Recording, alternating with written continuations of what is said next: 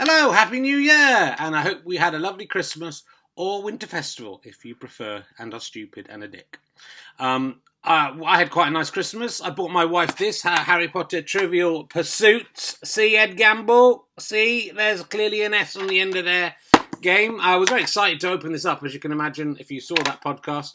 But I was slightly disappointed, because look, when you open it up, there's no King's Cross Station. It's just some questions and a dice. And they're really difficult questions, especially if you never watch Harry Potter or don't know anything about it. We played this twice over Christmas. Questions like, what is faulty in the Weasley's flying car that allows Harry and Ron to be seen by Muggles? I don't know. I'm glad I don't know. I'm glad I got only two questions right in the entire 2 times we played it. I am pleased about that, and I guessed those. So it's quite hard to guess.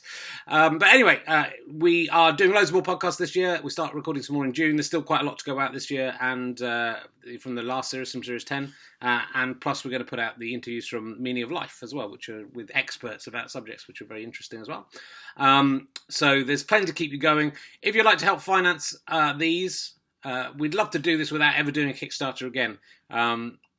But what you need to do is go to www.gofasterstripe.com/badges. And then there's lots of ways you can pay. You can buy a one-off badge and pay whatever you think the podcasts are worth. You can do a non-badge contribution, just pay whatever you want. Or what would be great is if you would buy a monthly badge, which you can pay for £1 or more. You can do a £5 and be a gold badger, and £10 a month and be a platinum badger. You don't get anything except a nicer badge. Well, a different coloured badge, if I'm honest. But if you feel those things are worth it and you'd like to show off when you see me, I will have to talk to you if you've got a platinum badge for some time. So, there's no way out of that for me. Plus, if you do subscribe monthly, you get loads of benefits. You get access to a secret channel of the backstage interviews, and that's all the ones that they've ever been, plus some other extra stuff we've stuck on that channel.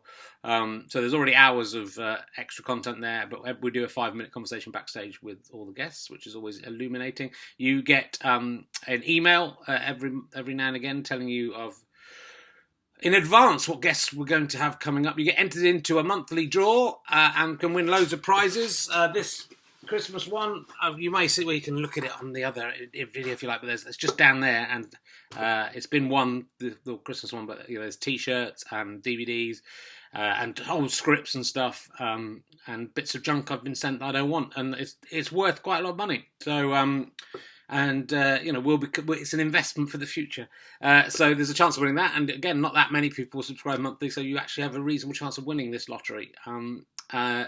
If we get about another 5,000 people to sign up for £1 a month, I think we might get to a point where we never had to do a Kickstarter again. So we're doing all right with it. It's kind of nice that people are giving money. But if you think that the podcasts are worth 3 and a bit each, and that's just for RHLSTP. Obviously, lots of other stuff comes out free every year as well. Then do have a think about whether you would think it's worth giving me £1 a month or more than £1 a month, and joining the coolest gang of cool kids there's ever been. Anyway, let's sit back and enjoy this week's RHLSTP with Tom Davis.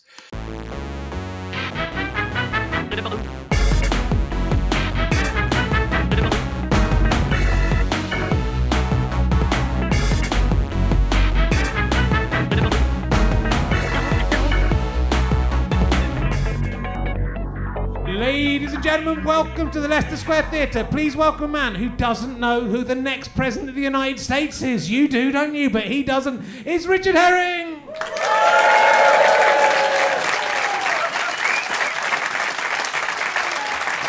I can't wait. I'm full of beans.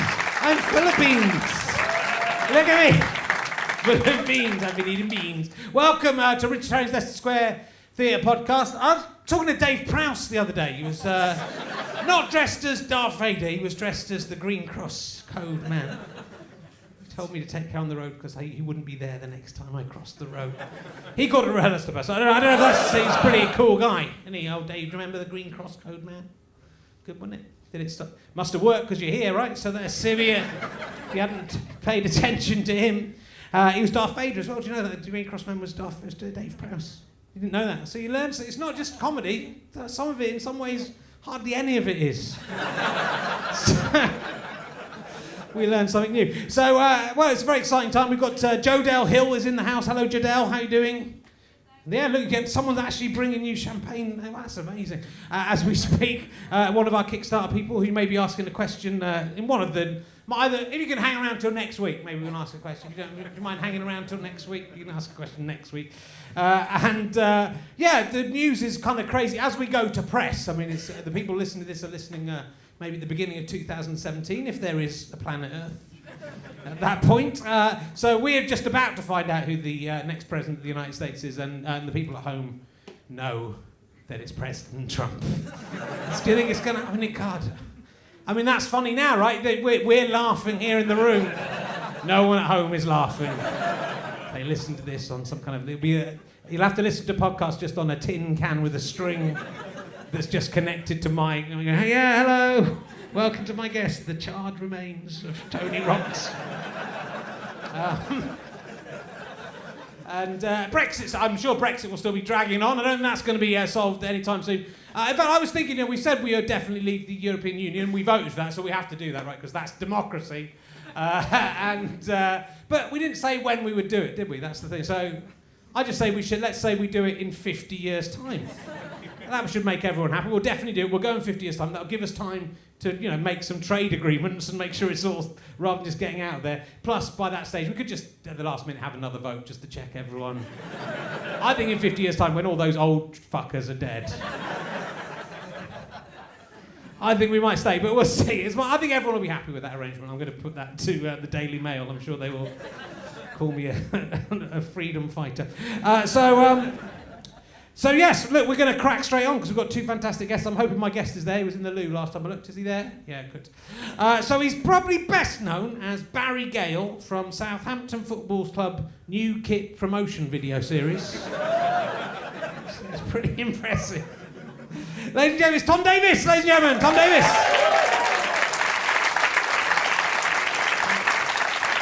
He's a big man. He's all man. How are you doing? Very well, yeah. Last time I was here, I died very badly on this stage. Yeah.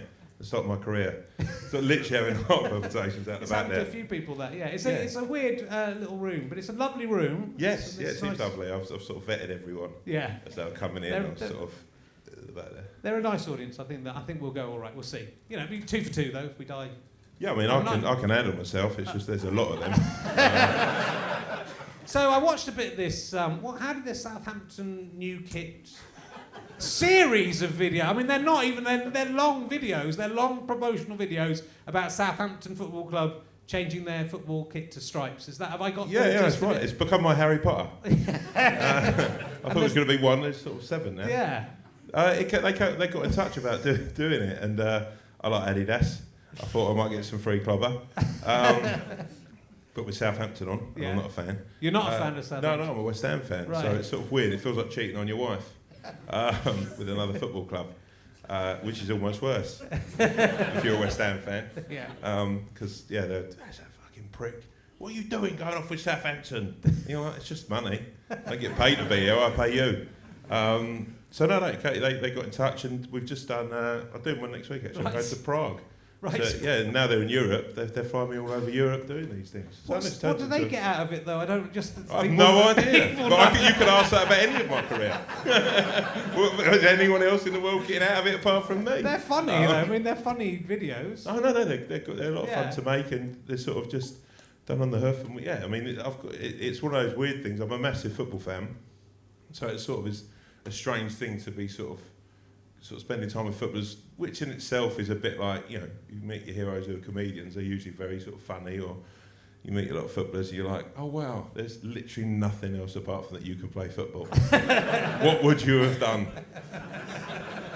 if you couldn't have? Some of them are good at raping women as well. Yeah, so that's thoughtless at that. Some of them. I mean, some of them even getting caught. I mean, the prisons would have been more fun. Sort of a weird thing if you're just a rapist. Yeah. If you're a rapist who plays football, you've got a little bit more kudos. I prefer to think of them as footballers who do a bit of raping. That's the nice. I love that in an interview. Are you proud of your football? Yeah, I mean, my football career. So, I mean, raping-wise, some great things. We're really busy with that. Hey, we're in show business, so we can't talk. So let's move on. So it feels like you've kind of appeared from nowhere overnight to the casual. Like a rapist.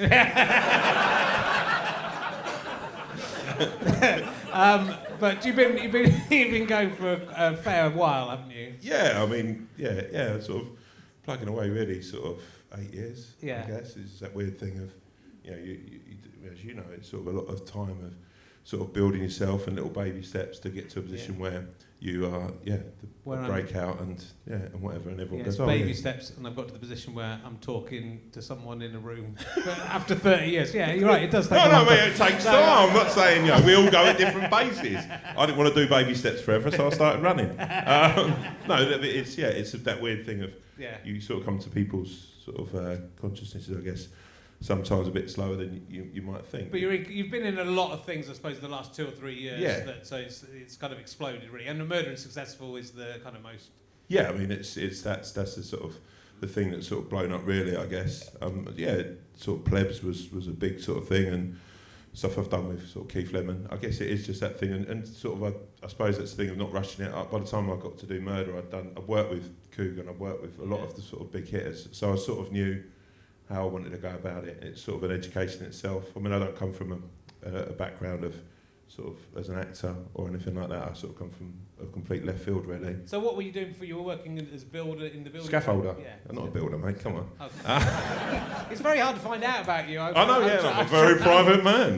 there isn't much in the interview, so I knew you talked about worrying about dropping bricks off the Shard. Yeah, no. I was there for when the Shard was going up. Right. As a scaffolder, so I was a trailblazer on the Shard. I wasn't there at the end. That must be a hard one to scaffold. That's a big. It's a big old number. It's I mean, heart sank when I heard. I mean, I wasn't there in the town planning meetings. You're mad. You're crazy. It'll never. We were there for the sort of basing out, as we called it, in the scaffolding game. Scaffolders are kind of quite crazy, though, aren't they? I mean, I mean, when you talk to tradesmen, scaffolders are the kind of maverick, dangerous, insane. Dickheads. Yeah. No, they were a breed apart, really. They're sort of. I always, weirdly, when people say, "Did you always want to be a comedian?" I always wanted, when I was sort of first was sort of 14, 15, I wanted to be a scaffolder. Right. I just thought this might just be a change for a week or two. But no, they sort of ruled the roost in the area. Sort of I grew up around sort of Croydon. They sort of that sort of everyone's from there. Yeah. So it's that weird thing of sort of, I guess Glasgow, you go into shipbuilding, not shit. Shit, you know. And Croydon, it was scaffolding, right. really, and it was sort of the trade that I fell into a bit. And I sort of went away for it. I worked for the RSPB for a week. Did you? Yeah. The sideways move from scaffolding. Yeah, no, I wanted a winter out of the cold. So I thought, well, what can I do? And the only thing I could get was opening mail at the RSPB. And they had a telephone line where people used to phone up. And it was the first person, I can't be sure if there's anyone who likes birds in here, the aviation sort of. It was like the first blue tit that was going to fly over the White Cliffs of Dover. You got £100 reward.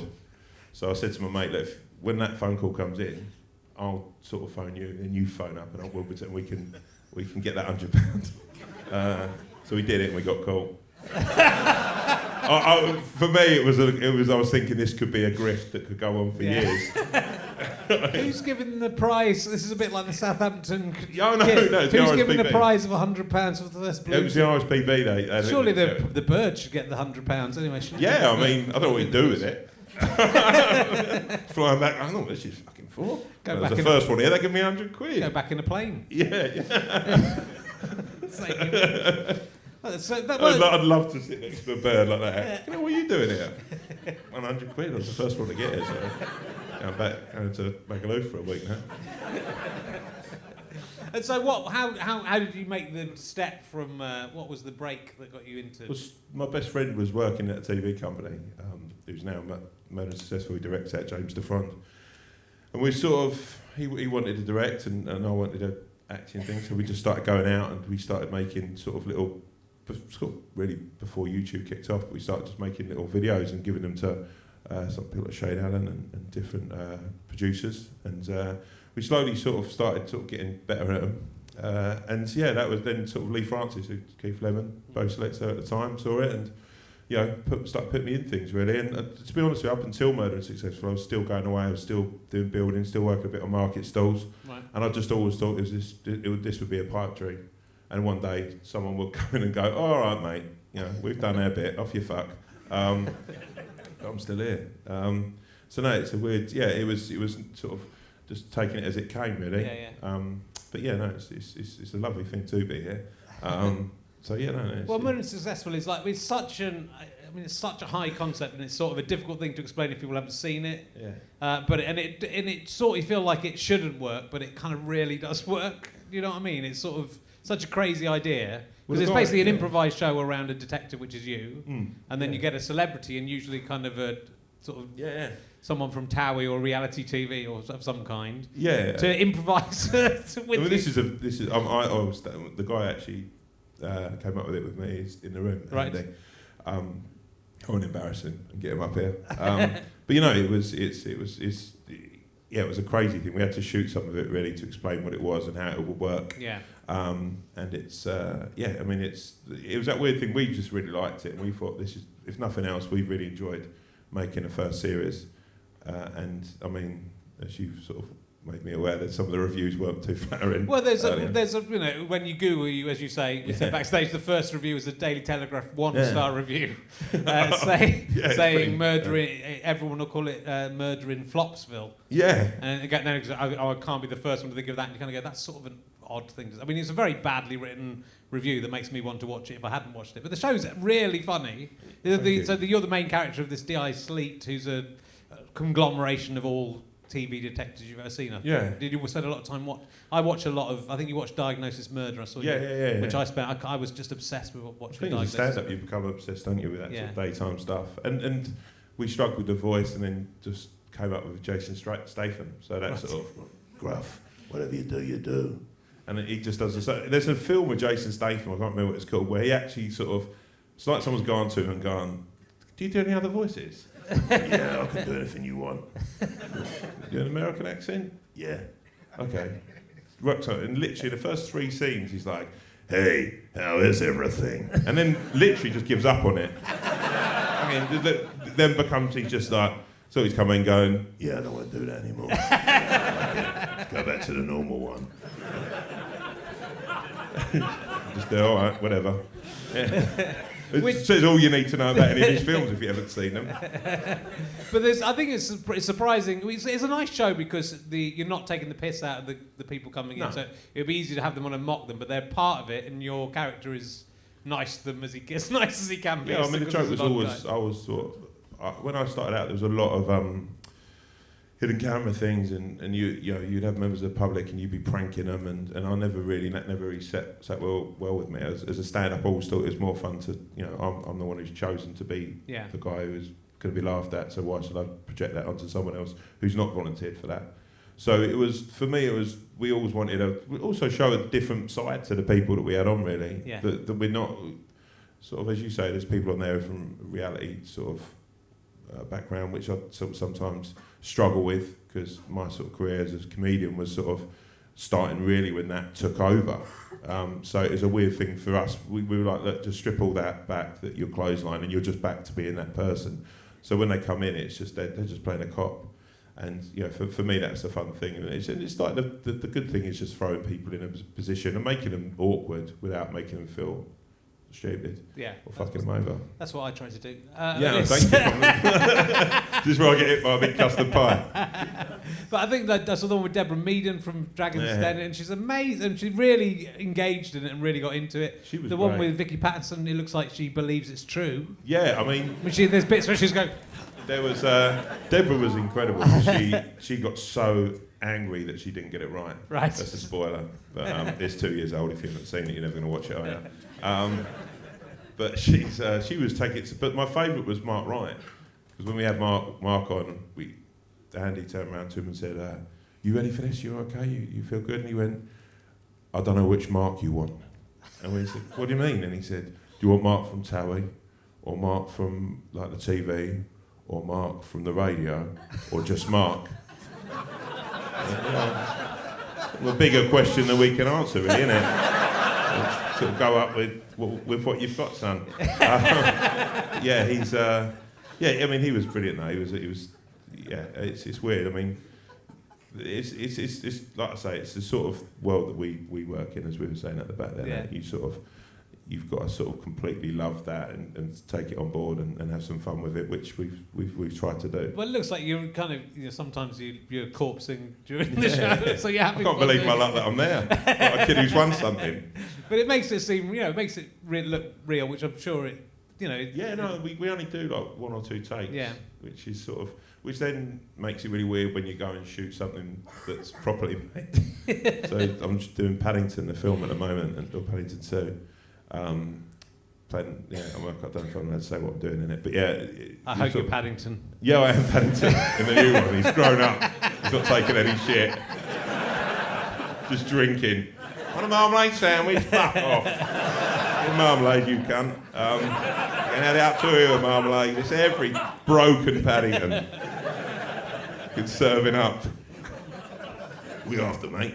No, but you realise that the sort of, that feels like going to big school, because it is that weird thing of like multiple takes, and it's sort of, I mean, that's where it gets quite surreal, really, that. And I sort of did a film that's out in a while called Free Fire, and I just can't believe my luck, really, with things. I don't even this, I was a big fan of yours. This is all nice. Nice to come back here and hear laughter after I was here. It wasn't even a bad death. There was genuinely someone in the front row willing me to do well. Come on. I wasn't even related to them. That's the way when you come off stage, just goes, well, I thought you were good, mate. I liked you. Yeah, I really found you funny. Well, you kind of fucking laughed. I didn't want to stand out. So, I'll just be, while we're still on the Murder and Successful, it must have been great that you were doing the scene with Paul Whitehouse, which you look like having a lot of fun with. I mean, he was really trying to go and get you to laugh. He did. I mean, that was because he comes from sort of quite a similar background. He was a plasterer, and he was amazing. Really, he's such a hero. And I mean, like I say, sort of Carrie Ad Lloyd, who has done everything since we started, come up with the idea, and it really is it's a treat to make of a show. I always think if as wanky as it sounds, you want everyone to sort of think, I'm making a TV show and it should be fun. It shouldn't be like, oh fucking hell, I hate doing this, because as much as it is a dream job, it can sometimes be a little bit like that. So you want everyone to have fun. You want everyone to enjoy themselves. Well, that's nice. I mean, I think that is nice, and I think there was a generation of comedians who didn't feel. I think you're right. There was like a time when TV comedy went quite nasty and unpleasant, and it was about trying to make other people look stupid. And I think this is a really original idea, and it's really funny. And Richard, it's if you haven't watched it, it's on YouTube. I was watching on YouTube. Watch on BBC. We still got those ratings. Is it up there? Is it on? I'll ask you. Let's go for an emergency question. I think you'll like this one. If you had to do a human centipede with 2 other people. I don't think I need to explain what a human centipede is to you. I had to explain to Don French what it was. And you're in the middle. Yeah. Which 2 people? Who do you want ahead of you and who do you want behind you? Wow. Whose shit would you want to eat? Yeah, well, exactly. Yeah. Whose shit would forever? Because you're glued there, right? Well, I mean, I think you would die fairly quickly. Yeah. Unless you had someone who shit nutrients. Oh, actually, Romesh. Romesh, you like Romesh? Oh, yeah, because he's got a healthy diet. Yeah. And he's been giving me shit for years as it is. I might as well stick him up there. And who would I like to shit in the mouth of? I would just say Donald Trump. Yeah. I just think that would be almost like the worst thing if he does. I'm hoping he doesn't get in. It would be great if that was it. You're literally off now. We're going to put you on a plane with this bird. And we're going to fly you to England, and you've got to fucking suck up all Tom Davis' shit. Yeah. Obviously, he's going to first say, who's Tom Davis? You've got to watch Murder and Successful on the way. Yeah. But if he does become president now, he'll track you down and kill you. Yeah, for saying that. So that is. But he's got a long list. He's going to do that with everyone else anyway. He has. There's a long way to go. Okay, that's good. I'll try some of my new emergency questions. Well, how about this one? I don't even know what this. I don't know what this one is. Would you rather have I don't even know what's going to happen in this one. I can't remember writing half of these. I was out of my mind when I wrote them. Would you rather have a mirror in which you can see all your dead relatives and friends, Jesus Christ. but not be able to talk to them, but see them sadly waving at you? Christ almighty.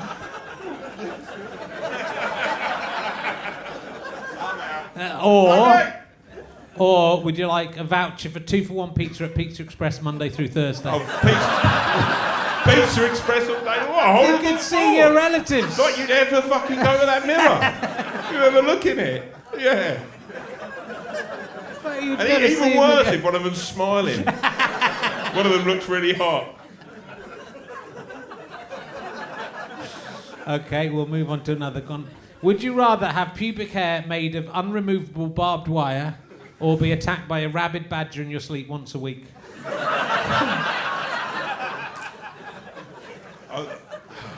See, the barbed wire is going to be tricky. That's going to be a horrible thing. But It is. if the rabbit doesn't attack you on a Monday or Tuesday, Yeah. you're then waiting for the rest of the week for it to happen. And if he varies up, if he comes every Thursday, Yeah. I know it's coming. Yeah. I'll get the wife out of the house and say, we know who's coming round tonight, that fucking rabbit. But so I can prepare myself mentally for that. I'm going to take an iodine, but it's a badger, not a rabbit. I just want to make that very What clear. is it? It's a rabid badger, so it's a badger, rabid badger. with rabies. So with rabies. So that might change your is answer. it as I'm scheduled? thinking. It's not scheduled. It could be at any time in the week. Obviously, otherwise you would just go out, wouldn't you? You'd see someone.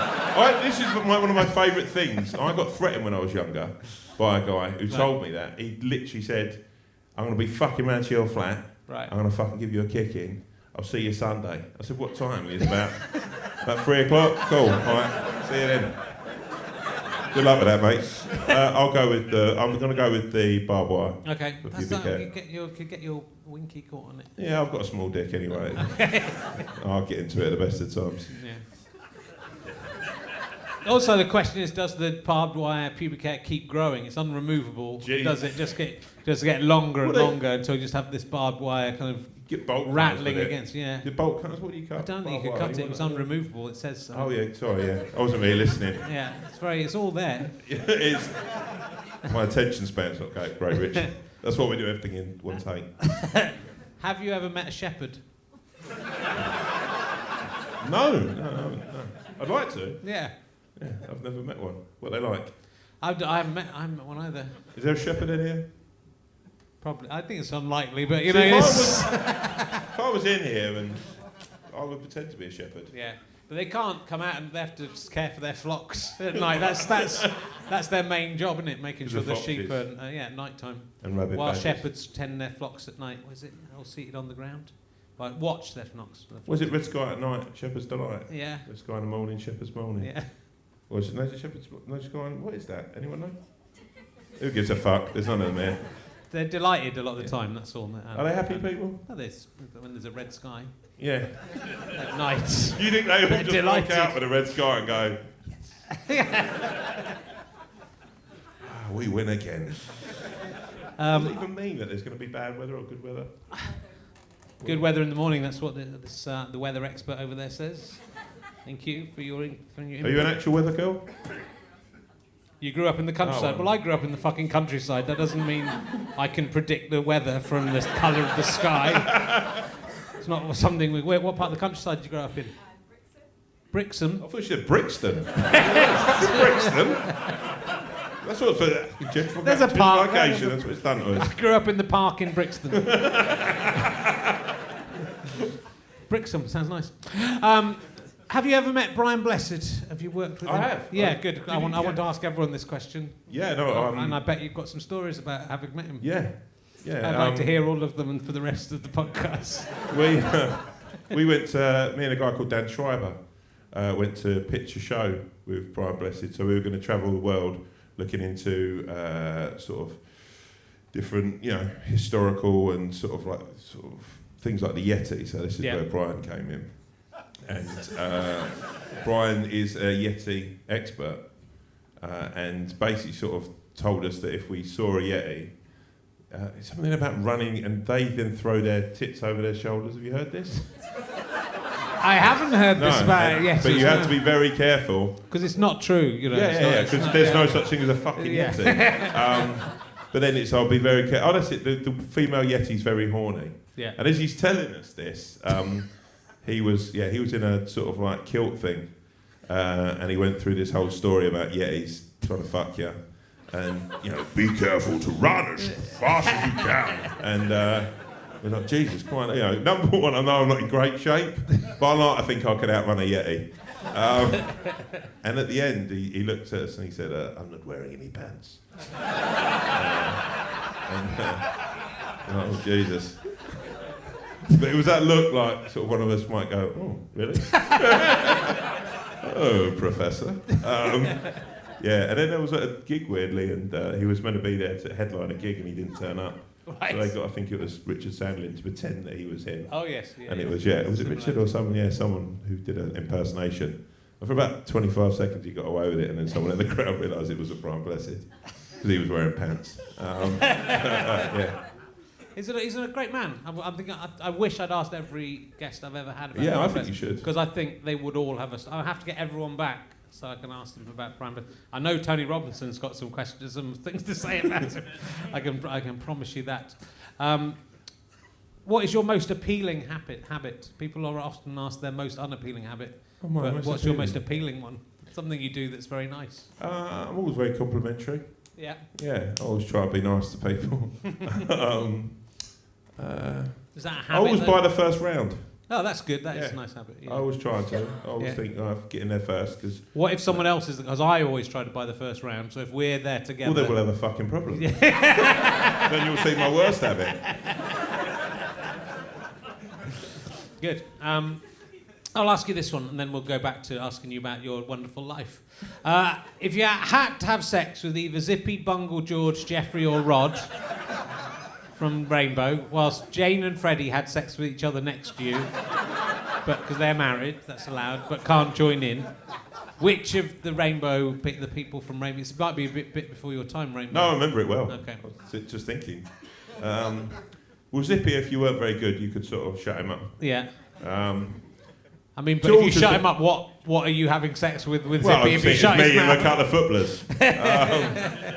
Where are you getting into Zippy if his mouth's shut? Is my question. I think it's fair to say if you've had sex with a puppet, yeah, it's embarrassing. George, well, I have had sex with a puppet, so against my will. George was the hippo, wasn't he? George was the hippo, pink hippo, yeah. Yeah.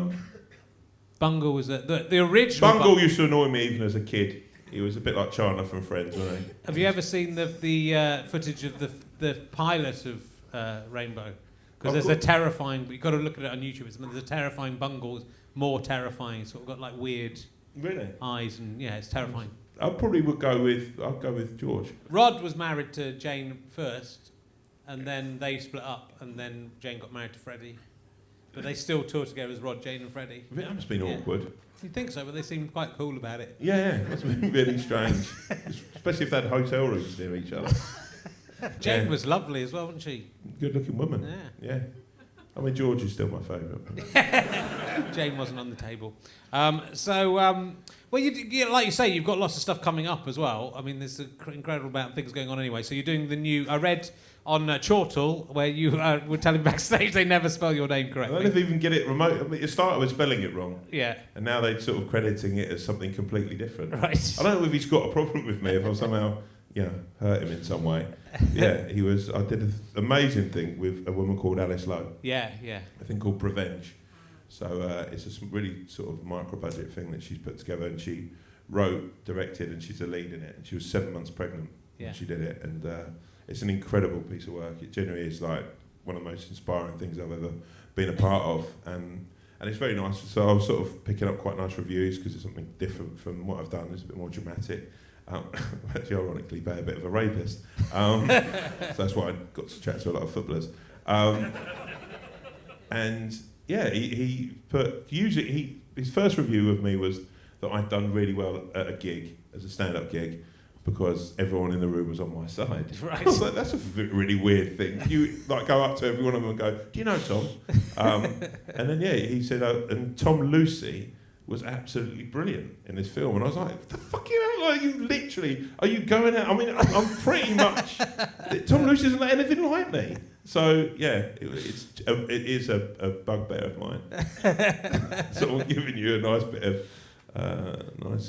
of praise, but then getting your name wrong. Well, I look forward to his review of this podcast and see what he calls you in that.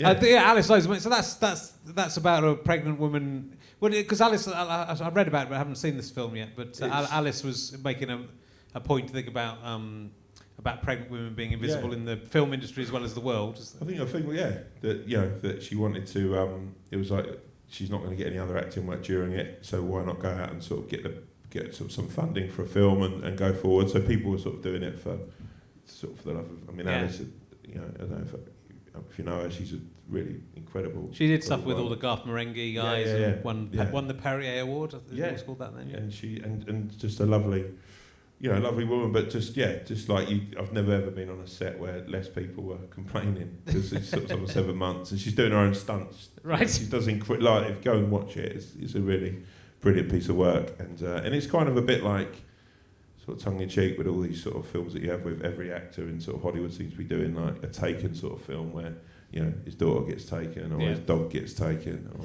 whatever, and he goes on a revenge mission. So it was kind of sort of I was sort of like two fingers up to that, which was it's a hell of a piece of work. And you in the new Joe Brand film as well. Is that started filming or is that? I think we start filming that the end of this month with Sheridan's. Very busy. Yeah. I mean, are you doing more Murder Successful? I hope so. Yeah, I think we're sort of 90% there. It's just sort of working out how to have on the show. We sort of want to sort of pitch it and sort of get bigger names, and we've got people interested. So it's a sort of slow burner. Sure. But lots happening. We're sort of, me and the guys that I work with are sort of very much work with a sort of little team. And then I've just had a sort of quite amazing thing, this BAFTA breakthrough thing. Oh yes, that's which has sort of meant that I can pick a mentor and work with people throughout our industry.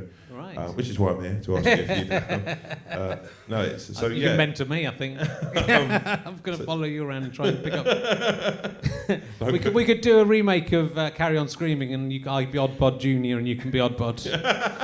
Well, we could be Sid and Bernard Breslau. Okay. But so that's the incredible thing, because it sort of that seems to be opening up more doors with one thing and another, and I think they were a bit shocked. They were like, "Who do you want to work with?" I said, Will Ferrell and Seth MacFarlane. They were like, "Oh right, okay, we'll see what we can do." But I want to keep pushing that and see what happens. But it's just a matter of I'd sort of try and bring a sort of building site-esque, without the swearing and wolf whistling, into TV. I just think try and work as hard as you can at it, and Now, according to IMDb, one of the trivia facts on there is that you used to work as a drag queen. Yeah. Is that true? Oh, yes. In Manchester. Really? Yeah, I fell in love at a festival. Anyone? We all been to a festival, I'm assuming. You're twitching around there, sir. You're at one now. I went to a festival, fell in love with this girl, and then quickly realised that it was probably a chemical reaction, and that actually moving to Manchester on a whim wasn't going to work out. I was doing a bit of stand up, and then sort of fell into someone said, "Have you ever tried drag?" So I used to do drag in my voice, but in women's clothes, and pick up a lot more work than I did as a stand-up. I think more than drag, it was a freak show, if I'm honest. So you had the beard and... the beard and the same sort of material, but I used to sing like songs from Disney. I'd sing something from Little Mermaid. Oh, I'd love to see that. Are you going to do that again? Yeah. I mean, not right now. No. I haven't got the purple wig or the fishtail. So that became... I don't know if I'd do it again. I don't know. It might be fun to revisit it. I love a Disney song. Hairspray was my favourite thing ever. Yeah. It's not Disney, but I find that Tracy Turnblad was literally my inspiration in life. Right. Didn't listen to the critics, just went for it. I'm going to sing and I'm going to dance and no one's going to stop me. Go on, Trace. And are you still doing stand-up? Have you given up doing stand-up, or do you want to come back to stand-up? I'd love to, really. It's a really weird thing. When I started out, that was all I wanted to do, really. And sort of was making the sketches and doing that stuff. But I really enjoyed stand-up and sort of fell out of it weirdly. You start earning money through acting and everything, and then I went back to it and died so badly. Because it's like a muscle, isn't it? It's like if you're a boxer, well, Tyson Fury case in point, rocking up to a fight and you haven't trained. I just died, and you realise that it's a thing that you have to practice constantly. But there's a massive part of me that wants to sort of do it again and get out and have some fun. Yeah, it's just when you become, you're friends with Jack White, who was saying the same thing too. When you become that successful, you're getting all those acting jobs. It's very hard to go, I'm going to go and do 10 minutes for 20 quid down. It takes up a lot of time. It's a difficult thing to get back into, I think. It is, but then there's that weird thing that the more you do, the more you realise that's the one thing that you can always do that doesn't have people sort of giving their input, or if you have an idea or character or something, you can just go out and do it that night, and if it dies on your terms. And there's something, whenever I watch stand-up on television, or if I come out and watch someone, there's a real angst and I don't get that if I watch a sort of good comedy or a good film, but if I watch stand-up, I sit there thinking, fucking hell, I don't know if I ever fulfilled what I wanted to fulfill out of it. So I find that sort of a weird thing. I'd like to think that I'd have some time where you can really get stuck in, And then also it's that weird thing that I think it weirdly as an actor and doing characters, if someone doesn't like your character or someone doesn't like your whatever you're doing in a film, or you can always go, it's because the character's a dickhead. But if you're doing stand-up and someone turns around and goes, oh, fucking hell, I didn't like you, you're like, that's me. It's actually me. But not everyone's going. The thing is, you get this stupid review in the Telegraph, which it proves to be, well, it's someone's opinion, but it proves to not be most people's opinion of the show. No. But it's like on show one, it is just someone's opinion. And so I think a lot of comedians, I find it interesting, and I understand it because I'm a comedian as well. You start off wanting everyone to like you, but then I think you just got to realise that's never going to happen. No one, if you're not going to be a good comedian if everyone likes you. No. So, and a lot of the reason people don't like comedians is because you've rubbed them up the wrong way for some pertinent and good reason, I think. So they've seen something in you. To actually get the reaction of dislike is quite strong, like the worst thing is someone go, you're all right. A guy called Michael Smiley, who's been a bit of a mentor, I guess. He's an actor now and he's a brilliant stand-up. You know Michael. Yeah.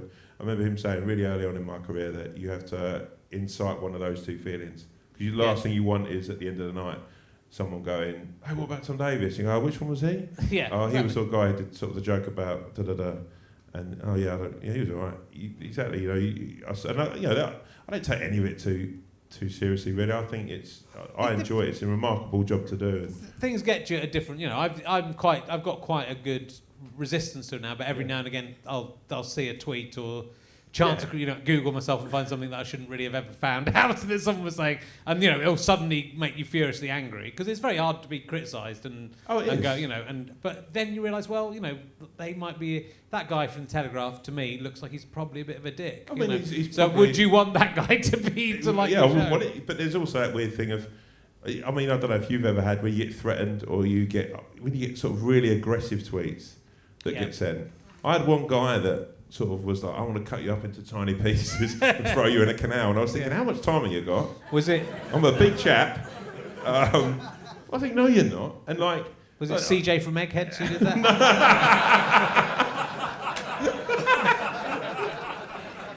Could have been, actually. It might have. But I was like, I sort of tweeted back, why? And then you break it down, and before you know it, he's been actually quite pleasant. Yeah. Well, I like to try. People criticise me on Twitter for engaging more with people who don't like me than people who do like me. But I'm quite fascinated. But I think it's fascinating. I'm fascinated by what makes someone. I'm quite fascinated by what makes a reviewer want to, put his opinion out there as if it's like, but at least that's a job. But if someone's finding you and tweeting, and go, oh no, I just don't think you're that good, mate. You go, fine. Yeah. Right. It doesn't really matter. I was thinking, would you walk up to someone in the pub and say it? Like, you've got to have real sort of brass balls to walk up to someone and go, "Oi mate, I thought you were fucking shit. I want to cut you off and put you in a fucking, like it's then you just call the police." But yeah, so it's I find it such a. I always openly try not to criticise stuff, especially it pains me a bit when I see other people from sort of our industry really slagging something off because they haven't liked it. And everyone's got their opinion. Yeah. But I always think we all work so hard, and none of this comes easy, whatever we're doing. So to sort of sit there and slag something off is and I really, I sort of try and stick to that as much. So, I mean, I got blocked from Ian Wright because I said something horrible about Agent Charles, which I sort of thought, that's a really weird thing, because I'm not the only one. But I sort of learnt my lesson. Yeah. It's been progression from there. So I really like Ian Wright. I think he's amazing. I don't want to walk up and go, I'm a lot more fun than Agent Charles. It's a weird thing. It's difficult though. I mean, you have opinion. You have opinions, and part of our job is to express opinions. Yeah. And then the difficulty is if, we've up to an extent you've got to take the piss out of other people a little bit with being a comedian, and so you're going to upset people, and even if you don't, someone will get upset with. Yeah, I mean, any joke you do, Yeah, I mean, I think that's like we've had it with Murder and Successful where we've inadvertently upset. Me and Chris Kamara sort of got dressed as women, and we got some sort of flack for that for some reason. Weirdly, you'll get tiny weird little things where we made a joke about diabetes where it wasn't even horrible about diabetes. Yeah, don't do diabetes jokes. They don't like it. Those diabetics. Generally, there was a lot of They like you to be very accurate about what diabetes is. That's the wrong sort of diabetes. Which is fair enough. Fair enough. It's fair enough. My brother-in-law has it. It's cool. Trying to literally sort of. That's no good. I know someone who's got diabetes, I'm allowed to take the piss out. My cousin's friend has it. It's terrible. I would never want to offend him. Which types have you got? I don't know. Well, he gets a dry mouth all the time.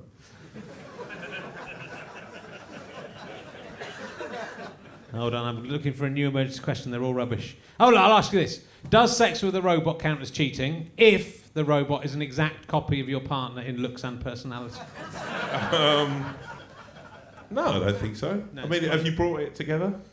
Well, you would have to make it. I haven't done it myself. Let me tell you something. Yeah. If I'm making a robot, it's not looking anything like my wife. Exactly. It's a compliment, is what I'd say. Yeah. I mean, it's not a compliment if I walk in with a bunch of old sort of barrels and go, who does this look like? We won't be needing you for a week. It's to use while they're away. It's a romantic gesture. So while you're away, I've got this exact copy of you. And I will be making love with it and thinking of you. Having sex with like the cardboard boxes. But what if the robot is an exact copy of your partner when you first met them? It suddenly turns, doesn't it? It turns. Suddenly, why? What's wrong with that? Oh, that's bad all of a sudden. It was romantic, wasn't it? Well, and now it's unromantic. I'm quite lucky my wife is, she hasn't really changed in the sort of 5 years we've been together. She's still as beautiful. So, yeah. Mine's changed. So she's even more beautiful now. Wow, I should have said that one.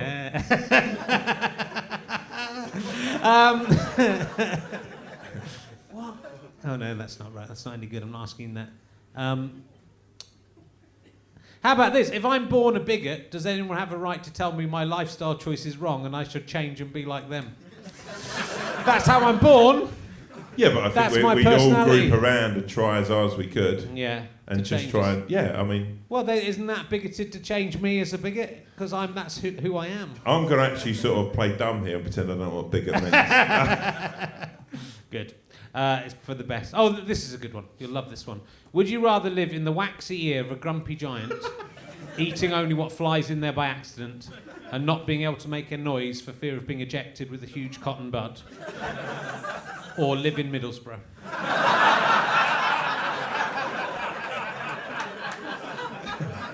The weird thing is I am an inch away from being a giant with very waxy ears. If I was an inch taller, I'd actually be a giant. Everyone would think I'd be a giant if I was an inch taller. Wow.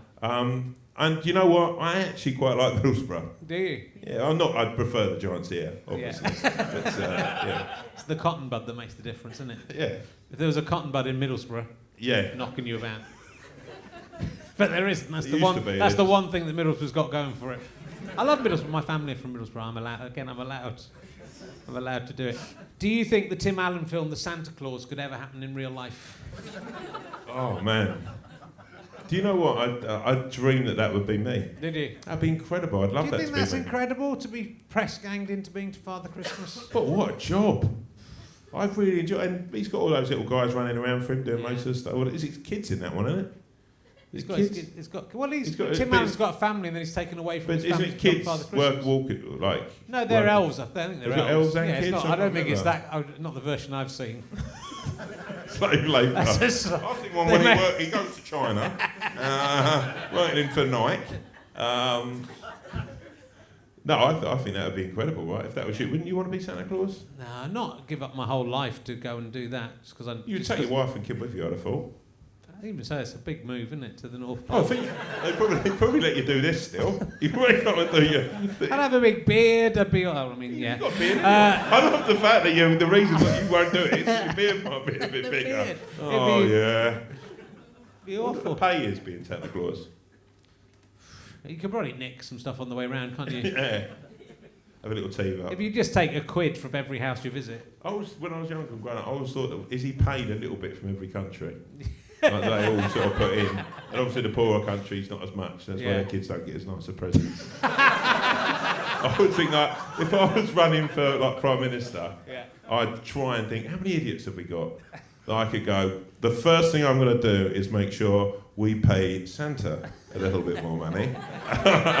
So the presents will be better. Yeah. And kids will just be on it. And a lot of parents will just vote because they want to make their kids happy. Yeah. And who would rate you? You could never say, why wouldn't you vote for Santa, Daddy? And you couldn't say, because he's not real. And this guy's standing on the worst possible basis. Yeah, there we go. There's an idea. Give it a go. Yeah. It's not Well, in all fairness, there's worse things that Trump's saying. There is. There's definitely worse things than Trump said. Have you ever seen a ghost? I think when I was a kid, there was sort of a weird thing at the end of my bed once. Was there? Yeah, it was in it. Could have been my dad. Stumbling from the pub. No, it was like a sort of creepy sort of old man Right.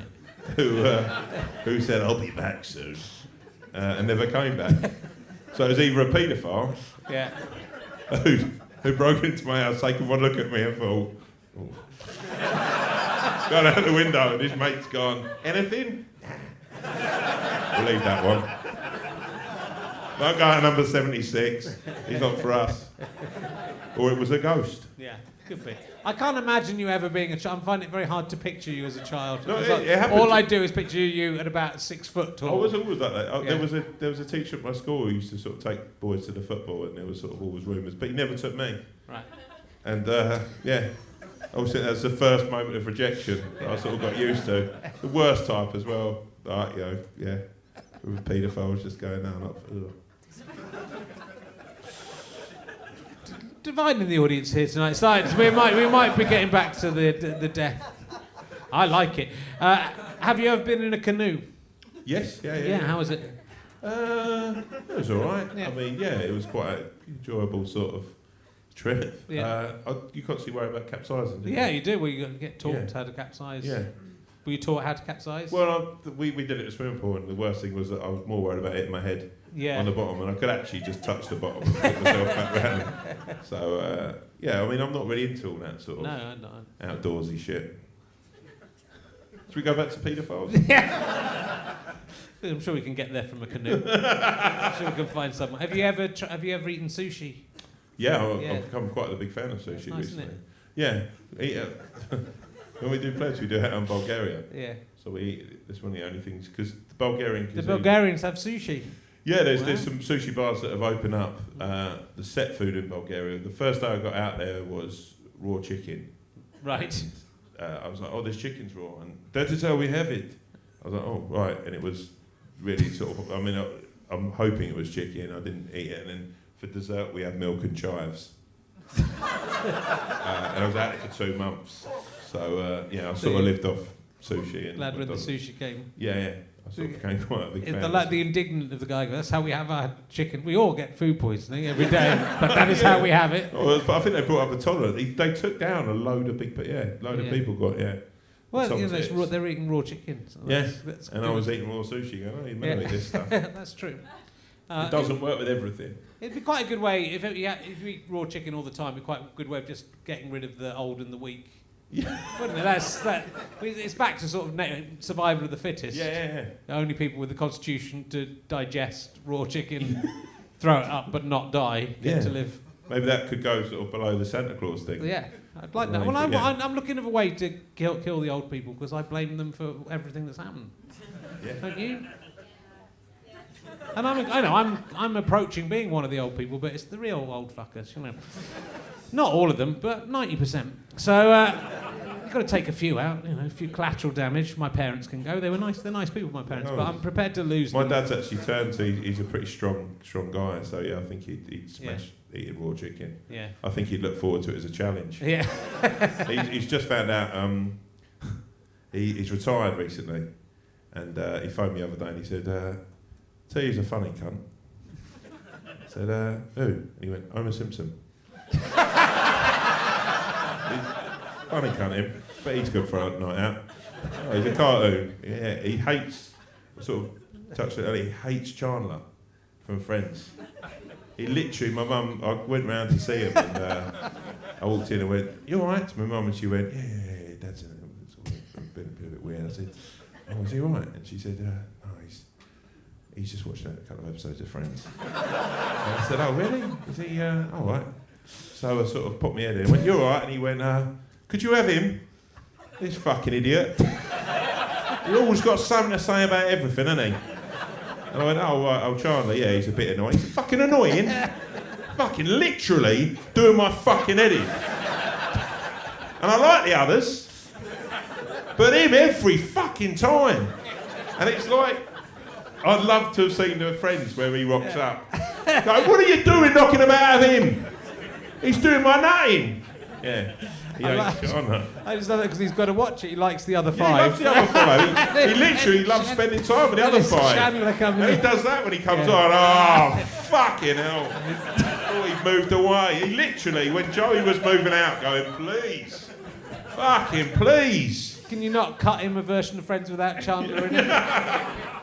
It's much more fun watching one with him in. Actually, I think there was a thing on YouTube recently about someone had done an episode where Chandler dies. You should get him. Get him to watch that. They'd edited together. But he'd do that thing that Southampton people by going, "Actually, you know what? He wasn't that bad." Just broken a chair. I leant on the chair here, just snapped it. These are broken now. We were talking about that earlier. What are broken chairs? Yeah. Well, they're not very good, these chairs. No, I'd see that when I go around people's house. Yeah. If we go around for a dinner party, you'll always walk in and go, "Hello, how you doing? I'm Catherine's husband." And they'll go, "Yeah, actually, if you just have this one here." It's nothing, it's an old one we've had in the family for a couple of years. So. Okay, let's have a go at this one. If you had to permanently seal up one of the holes in your body, I'm not including the pores in your skin or hair follicles, so don't be a smart ass. Which hole would you permanently seal up and why? Oh, wow. I mean, if I sort of close up my arsehole. Yeah, there's going to be repercussions. You can't escape. Shit still coming. It's still coming up. You'd have to install some. You're not allowed to put another. Coming hole out of my in. mouth. Out of my dick. I don't think it'd come out your dick. I think that would be quite an impressive. I mean, I'm guessing that if I'm doing that, I'm asking for some reconstruction down there. Well, I mean, I wouldn't do the I wouldn't do the arse. I think it's probably. No. I'd probably keep that one open. Do you know what? The older I've got, the more I love a piss. Yeah. One of my favourite things in the world. Yeah. Taking it used to be other stuff, but now. So you'd keep your ureterus opening yeah. open. Oh, definitely. I mean, that's the posh word for it, but yeah. I'll keep that open and running. Your meatus is the actual. Kind of need my mouth. Yeah. As much as I like a silent movie. Not many left, are there? Ears and eyes. Yeah. Ears, eyes, nose. Yeah, nose I'm not breathing. You could do one nostril. Oh yeah. Oh fuck it, one nostril then. Pull a Westbrook.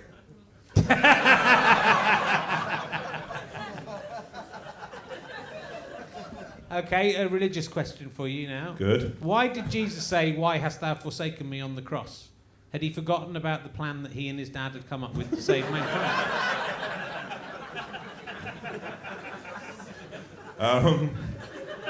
I had one of my worst auditions. Did you? For a religious film. What was it? And who were you going to be? John the Baptist. Wow.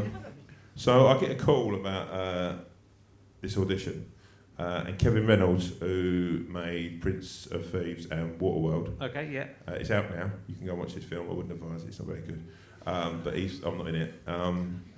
He's basically making a thing about when Christ died and the days between him coming back. Okay. And I can't remember what the days between, so it's mainly him just lying around. Jesus' mates, disciples. Okay, yeah. So John the Baptist can't have been a very good part at in this particular. I mean, it was actually quite a big role, mate. Well, he wasn't alive at that point. I mean, oh my God, it was John, whatever he was. Okay. It was, yeah, mate, I thought it was John. I mean, it's obviously not historically correct, but it was the guy who made the Lord's Prayer. That was the idea. Okay, that was Jesus, I think. I've not seen the film, but this was the part. Okay. So I rock up, and everyone else there is quite chiselled and good looking, and I'm thinking, oh shit, I've never done any drama. So I walk into the room, and the guy's like, okay, so you're playing John the Baptist or whoever else, whoever you might need to play for the story where it makes sense. So the bit is you've got to read the Lord's, basically the scene where they're all sitting around the campfire, and your character is reading out the Lord's Prayer for the first time.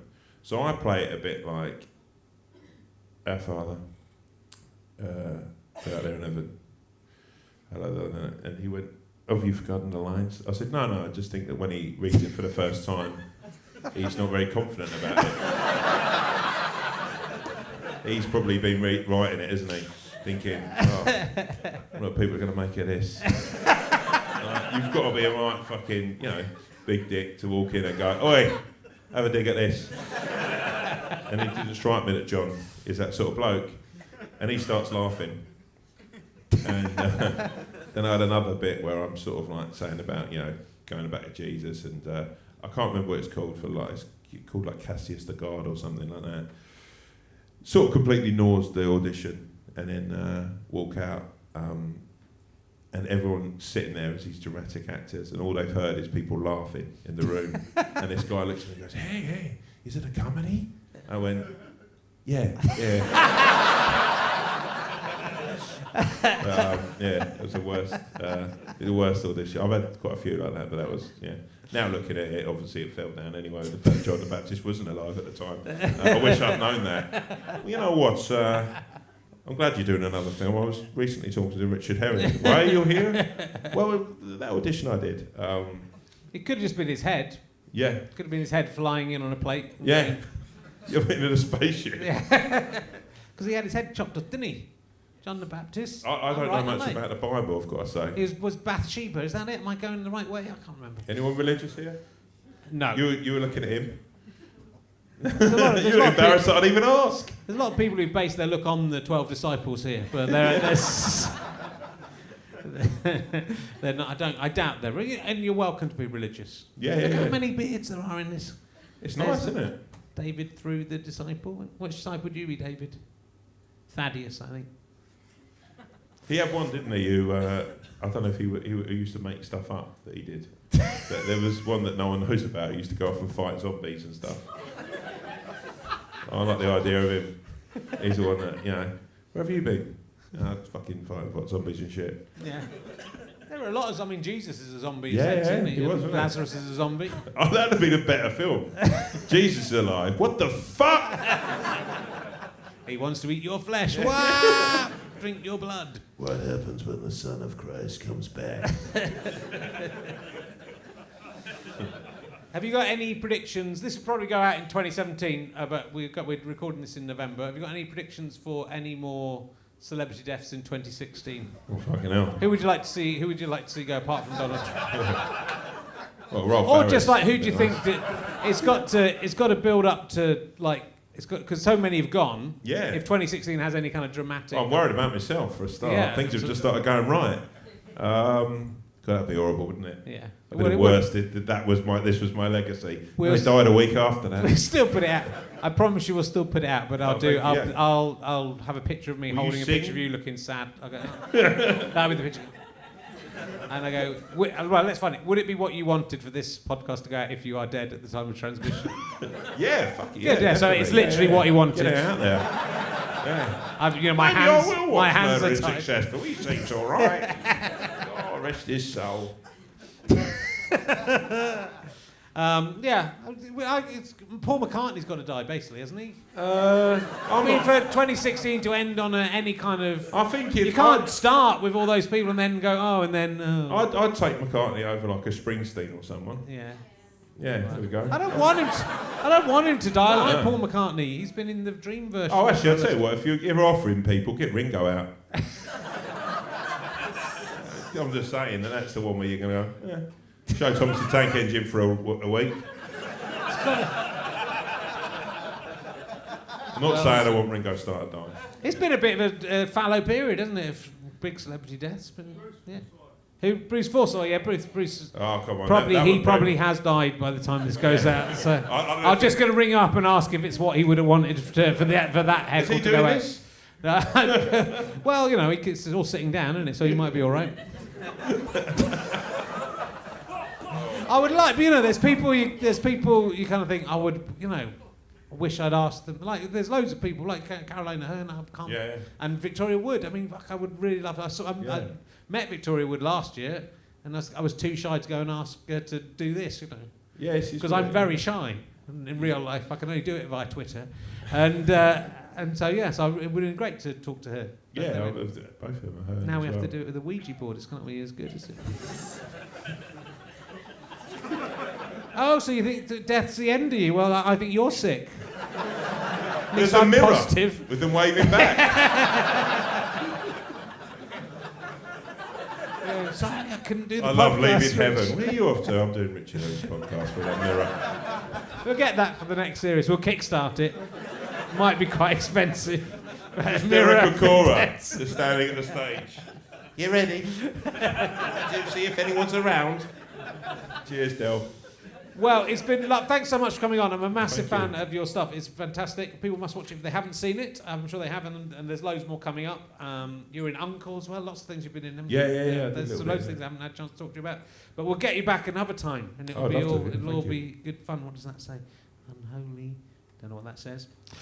So, yes, well, I think we'll end it there. So thank you very much. Ladies and gentlemen, it's Tom Davis. Or Davies if you'd be short.